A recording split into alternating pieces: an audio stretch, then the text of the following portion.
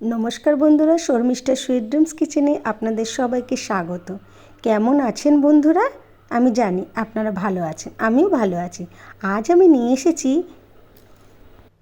লাউয়ের কোপ্তা, মানে হচ্ছে লৌকিকে কোপ্তি। চলুন দেখে নিই কীভাবে করেছি। খুব টেস্টি হয় বন্ধুরা, আর এত ভালো খেতে হয় যে গরম গরম ভাতের সঙ্গে, পরোটার সঙ্গে আপনারা পরিবেশন করতে পারেন। চলুন কিভাবে করেছি আমি দেখিয়ে দিচ্ছি। লাউটাকে আমি প্রথমে ছিলে নিয়েছি, ভালো করে খোলা ছাড়িয়ে নিয়েছি।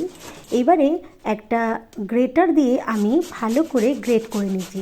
একদম ছোট ছোট যেটা আছে সেইটা দিয়ে করবেন না, একটু বড় সাইজের যে গ্রেটারটা আছে ওইটা দিয়ে আপনারা গ্রেট করে নেবেন লাউটাকে। এইবারে খুব ভালো করে লাউয়ের যে জুসটা ওটা বের করে নিতে হবে, একটু যেন থাকে না বন্ধুরা, কেমন? তা না হলে বেসনের পরিমাণ অনেকটা দিতে হবে আর খেতে ভালো লাগে না।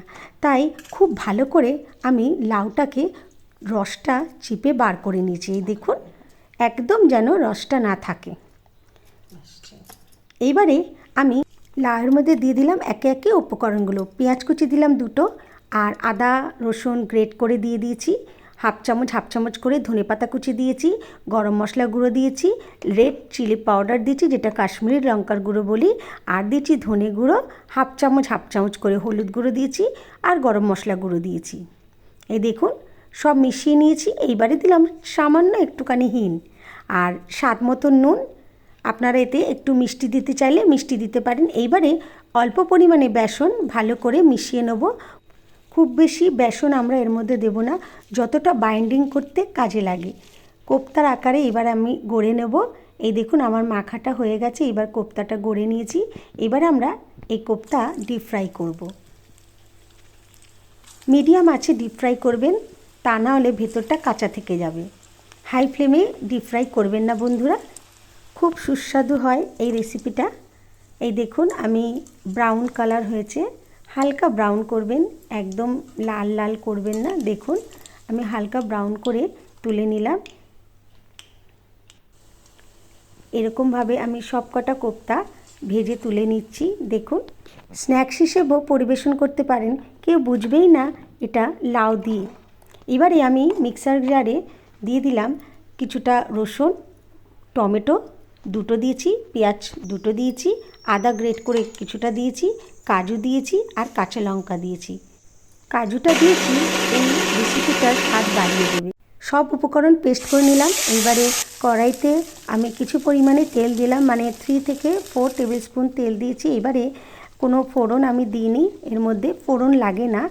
আপনারা দিলে, যদি দিতে চান তাহলে গোটা গরম মশলা ফোড়নে দিতে পারেন।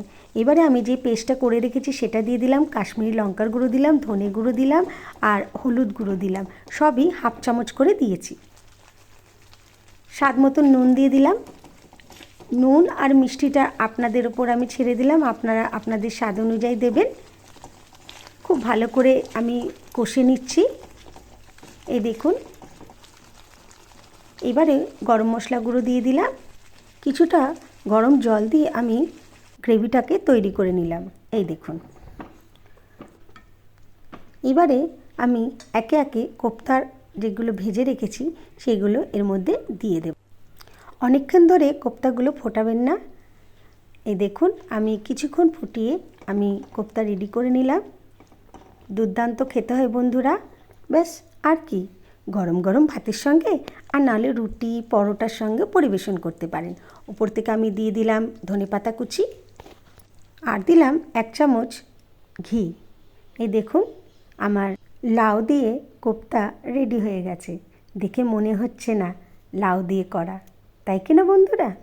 আজকের মতন এইটুখানি। আবার নতুন রেসিপি নিয়ে আমি চলে আসব।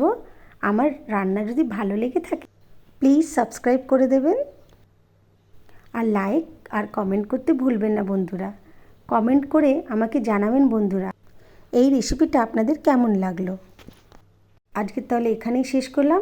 আবার নতুন রেসিপি নিয়ে আপনার কাছে চলে আসব। এরমভাবেই আমাকে ভালোবাসা দেবেন আর আমাকে নতুন রাস্তায় এগিয়ে নিয়ে যেতে সাহায্য করবেন। নমস্কার।